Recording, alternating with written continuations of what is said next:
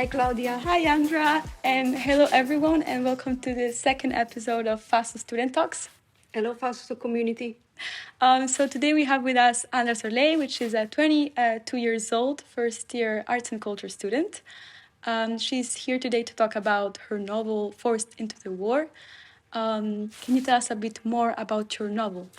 So my novel Forced into the War is set in World War II Romania. And my main character is Claudia, an 18 years old Romanian woman. And her life completely changes during the Second World War. Romania changed from a monarchy to a country ruled by fascist government.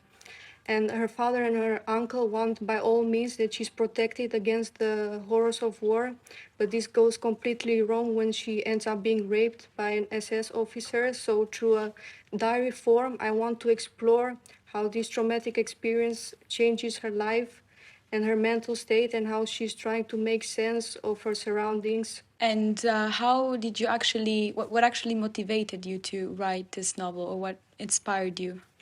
Well, actually, I have been always interested in the Second World War, and initially writing wasn't a serious thing when I was 14 years old, but when I was 15, I at some point sat at my desk and grabbed my notebook and I wrote the prologue and the first chapter, and it all made sense that I had to write this story. It just came to me, I don't know. Yeah. And I think it's a very important issue to address because this was the reality for women back there in the war, and unfortunately still a reality for women now. I can imagine you really had all of these thoughts in mind and wanted to portray it in a diary form. I'm also very interested to know more about the process of publishing the book, because at that time you were 15 years old, right? So how was the process of publishing the book, finding where to publish it? So officially I finished my novel when I was about 21, but when I was 18 I already wanted to search for a publisher. And the thing is, my book is in English and not in Dutch, so I had to search abroad, what makes it even more difficult. So I can't even recount how many times I sent it to publishers, agents. It never worked. So at some point I didn't know what to do because I didn't have the financial resources to really print the book on my own, market it.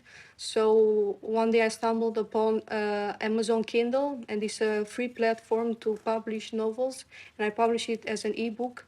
And in the beginning it was quite a challenge because I just uploaded the manuscript, a Word document, and the words were all over the place. It didn't look like a book. So you had to reconstruct everything. Yes, I had to search for tutorials for the very technical things, and I used the Kindle Create app, and I uploaded like this. And I also couldn't afford paying an artist to make a cover, so I just searched an app for free covers and one that suited my novel. So let's say you did all the process on your own without any help, and Yes. okay, I can imagine that was quite challenging, but if you were motivated, of course, possible. Now that you're in your first year of arts and culture, do you think it can help you, it has helped you to enrich more your skills as a writer, or also in topics in World War II? Because in PBL, while we talk in tutorials, so we kind of exchange and debate about controversial topics and history topics. So do you think that it has helped you? Yes, definitely. Arts and culture developed a lot my critical thinking. I can discuss difficult matters in the past and in the present with my classmates. And also my English level has improved a lot, so I can always go back and change things that I want to improve on. And also this study also gave me a lot more confidence as a writer to talk about the subject of my book, because when I was in high school, for example, and people would ask me, what do you write about? It made me uncomfortable, also others, while it shouldn't be. Of course. And now I have more the confidence to talk about it because it's an important matter. And I can imagine also here, as an international environment, you feel also more comfortable to talk about it. Everyone is very open to talk about all kind of topics. Yes, definitely. And so are you considering actually to write more novels related to the war topic or about other topics in the future? Yes, definitely. I always keep a journal, and I would definitely want to write more about World War II, and also with female characters, main characters. Now that you mentioned characters, so can you explain us more a bit of the character, Claudia? How did you actually come up with her character?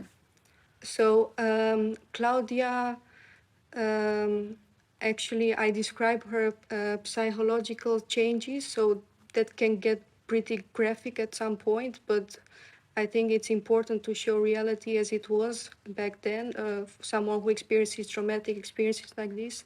And Claudia actually is like any normal girl. She goes through difficulties with her strict father. She has body issues, but she's also a dreamer. She has experienced something that a lot of people didn't experience, but her character is universal, I think, and that that is what I wanted to portray: a woman who is vulnerable, an Eastern European strong woman.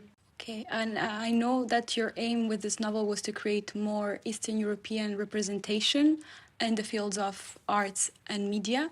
What advice would you give to all prospective students or Eastern Europeans that are trying to or want to continue your same career path?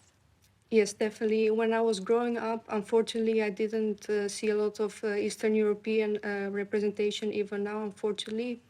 And I am positive that in the future, like a Romanian child or any Eastern European child would open a book or just turn on the TV and see a character who they can recognize themselves in. I think this has a huge positive impact on them. And for prospective students, I want to give the advice to be brave, to accept feedback, but do not worry too much about people's opinion, because in the end it's your book, and realize that it can take years to get published. Yeah.